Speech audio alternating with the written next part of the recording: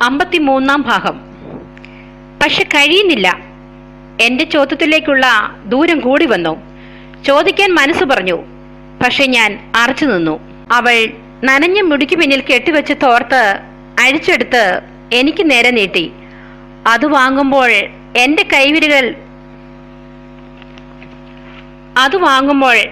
കൈവിരലുകൾ അവളുടെ വിരലുകളിൽ തൊട്ടു എന്ന് തോന്നി. എന്നിലൂടെ ഒരു വൈദ്യുത തരംഗം കടന്നുപോയി. മഴ ഒന്ന് ശമിച്ചും തോന്നി. എങ്കിലും ചാറ്റൽ മഴയുണ്ട് താനും. അവൾ മുറ്റത്തേക്കിറങ്ങി. മഴ ശരിക്ക് കുറഞ്ഞിട്ട് പോയാൽ പോരെ?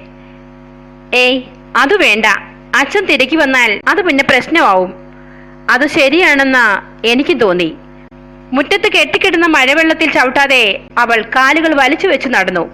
അവളുടെ വെളുത്ത കണങ്കാലി പറ്റിച്ചേർന്ന് കിടക്കുന്ന സ്വർണ്ണ പാദസത്തിലേക്കും അകന്നകന്നു പോകുന്ന അവളിലേക്കും ഞാൻ നോക്കി നിന്നു. അവൾ കണ്ണിൽ നിന്ന് മറയും വരെ. അവൾ തിരിച്ചു തന്ന നനഞ്ഞ തോർത്തിൽ ഞാൻ മുഖം പൂഴ്ത്തി. ഒരു നിമിഷം നിന്നു. അവിടെ എന്റെ മനസ്സിലെ തേങ്ങൽ ഒന്നടങ്ങി.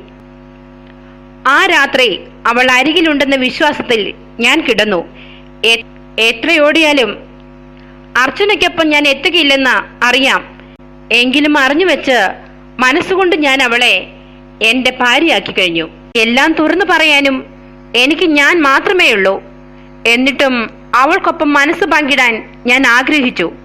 ഒരു പെണ്ണിനെ ഉള്ളുകൊണ്ട് സ്നേഹിച്ച് തിരിച്ചൊരു സ്നേഹം അവളിൽ ഉണ്ടോ എന്ന് പോലും അറിയാതെ ഈ വലിയ വീട്ടിൽ ഏകാന്തതയുടെ തടവറയിൽ ഞാനും അവളുടെ ഓർമ്മകളും മയങ്ങിക്കിടുന്നു. വേനലിൽ വല്ലപ്പോഴും കിട്ടുന്ന മഴ പോലെ വല്ലപ്പോഴും വരുന്ന അവളെയും കാത്ത് ഞാൻ ഇരിക്കുകയായിരുന്നു.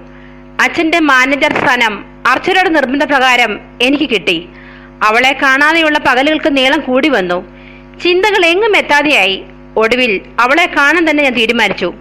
ഒട്ടും വൈകാതെ ഞാൻ അതിരുമ്പുഴയ്ക്ക് തിരിച്ചു. എന്റെ വരവ് സന്തോഷത്തോടെ രവീന്ദ്രനങ്ങളും മക്കളും അന്ന് സ്വീകരിച്ചു. അർച്ചനയുടെ കുസൃതി നിറഞ്ഞ നോട്ടത്തിൽ ഞാൻ അടിവരയിട്ടു. അവൾ എന്നെ സ്നേഹിക്കുന്നുണ്ടെന്ന്. തുടരും.